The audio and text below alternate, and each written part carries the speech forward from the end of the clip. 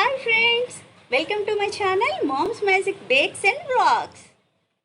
Hi friends, అందరికీ చాలా చాలా థ్యాంక్స్ అండి.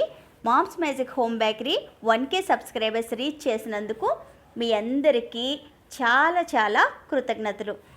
ఈరోజు నేను మీకు ఈ హాట్ సమ్మర్ని బీట్ చేయడానికి మీకు cool butter scotch ice cream ఈజీగా మూడే పదార్థాలు ఉపయోగించి ఏ విధంగా తయారు చేసుకోవచ్చో చూసేయండి. మనకి కావలసిన పదార్థాలన్నీ నేను స్క్రీన్ మీద ఇచ్చేసాను, నోట్ చేసుకోండి. ఒక బౌల్ తీసుకొని అందులో విప్పింగ్ క్రీమ్ని యాడ్ చేసుకోండి. విప్పింగ్ క్రీమ్ కొద్దిగా కూల్గా ఉండేటట్టు కొద్దిసేపు ఫ్రిడ్జ్లో పెట్టుకొని తీసుకోండి. ఇది నేను అమూల్ కంపెనీది యూజ్ చేస్తున్నాను. సో మీరు కూడా అమూల్ది కావాలనుకుంటే తీసుకోవచ్చు, లేకపోతే ఏ కంపెనీ అవైలబుల్గా ఉంటే అది కొనుక్కోండి. ఈ విధంగా క్రీమ్ని చక్కగా బీటర్ సహాయంతో బీట్ చేసుకోండి. బీటర్ లేని వాళ్ళు బెలూన్ విస్క్ సహాయంతో కూడా మీరు బీట్ చేసుకోవచ్చు. ఒక చిన్న ట్రిక్ పాటించండి బెలూన్ విస్క్తో చేసేవాళ్ళు. ఏమంటే బెలూన్ విస్క్ని, బౌల్ని, క్రీమ్ని మూడింటిని కొద్దిసేపు ఫ్రిడ్జ్లో ఉంచుకోండి. అప్పుడు ఏమవుతుందంటే చక్కగా కూల్ అవుతాయి. ఆ తర్వాత మీరు బీట్ చేస్తే మీ క్రీమ్ త్వరగా బీట్ అవుతుందన్నమాట. అంటే బీటర్ సహాయంతో చేయడం వల్ల ఒక కప్పు క్రీము కొద్దిగా ఇంకా ఎక్కువగా పెరుగుతుంది, అంతే దాని యూజ్. సో తర్వాత మిల్క్ మేడ్ని యాడ్ చేసుకోండి. నేను అరకప్పు మిల్క్ మేడ్ చెప్పాను. మీ టేస్టింగ్ బడ్స్కి తగ్గట్టుగా స్వీట్నెస్ని కట్ చేసుకోండి. ఇదైతే పర్ఫెక్ట్గా సరిపోతుంది. ఇంకా కొద్దిగా స్వీట్ తగ్గించుకోవాలనుకుంటే కొద్దిగా మిల్క్ మేడ్ తగ్గించుకోండి. మీ దగ్గర ఎడిబుల్ ఎల్లో కలర్ ఉంటే ఒక 2-3 డ్రాప్స్ అన్నవి యాడ్ చేసుకోండి, లేకపోతే వదిలేయండి. ఇది ఆప్షనల్ మాత్రమే. ఎందుకంటే మన బయటను దొరికే బటర్స్కాచ్ ఐస్ క్రీమ్ కొద్దిగా ఎల్లోయిష్ కలర్లో ఉంటుంది.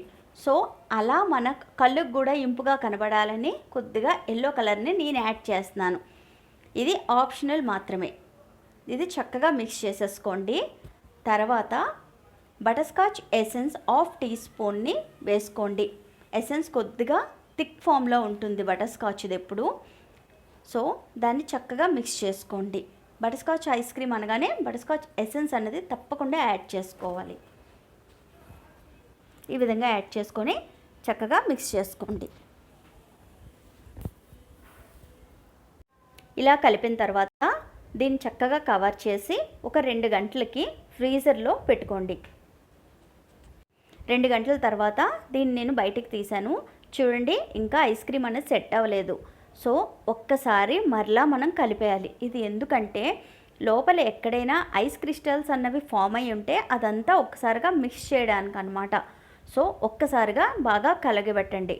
కరిగిపెట్టిన తర్వాత బటర్స్కాచ్ చిప్స్ లేకుండా బటర్స్కాచ్ ఐస్ క్రీమ్ ఏంటి? సో బటర్స్కాచ్ చిప్స్ని కూడా యాడ్ చేసుకోండి. ఇవి లేకపోతే చాకో చిప్స్ లేకపోతే టూటీ ఫ్రూటీ కూడా యాడ్ చేసుకోండి. ఈ విధంగా ఉండే బౌల్స్ కూడా మీరు యూజ్ చేయొచ్చు ఐస్ క్రీమ్ని వేయడానికి. లేకపోతే ఎయిర్ టైట్ కంటైనర్స్ ఉంటాయి కదా, ప్లాస్టిక్ బాక్స్లు, అందులో కూడా మీరు ఐస్ క్రీమ్ని వేసి ఫ్రీజ్ చేసుకోవచ్చు. ఈ విధంగా ఫిల్ చేసేసుకోండి. ఈ విధంగా ఫిల్ చేసేసుకోండి.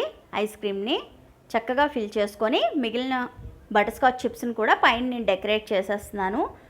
ఆ తర్వాత దీన్ని 6 నుంచి 8 గంటల వరకు మీరు ఫ్రీజర్లో పెట్టేసుకోండి. ఐస్ క్రీమ్ అయిందా లేదా అని అస్తమాను ఓపెన్ చేసి మటుకు చూడకండి. ఎందుకంటే నేను కూడా అలాగే చూసేదాన్ని అప్పట్లో. అలా చూస్తే ఏంటంటే ఐస్ క్రీమ్ అనేది త్వరగా ఫామ్ అవ్వదనమాట. అంటే లిక్విడ్గానే ఉండిపోతుంది. సో దానికి కొద్దిగా టైం ఇవ్వండి. 6 నుంచి 8లోనే అది ఫ్రీజ్ అయిపోతుంది.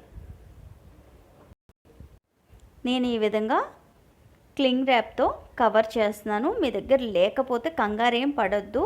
మీరు air tight container boxes use చేస్తారు కదా, ఆ బాక్స్తో చక్కగా కవర్ చేయండి. దీనివల్ల యూజ్ ఏంటంటే మనం ఫ్రీజర్లో పెట్టినప్పుడు ఆ ఐస్ అన్నది దీని లోపలికి వెళ్ళిపోకుండా ఉండడం కోసం, అంతే. Ice cream ready. చూడండి, 6 అవర్స్ తర్వాత నా ఐస్ క్రీమ్ అన్నది ఇంత యమ్మీగా రెడీ అయిపోయింది. నా ఫస్ట్ బైట్ అన్నది మీకే ఇస్తున్నాను. టేస్ట్ చూసి చెప్పండి. అందరికీ నా ఐస్ క్రీమ్ నచ్చుంటే please like, share and subscribe. మీ శ్యామల.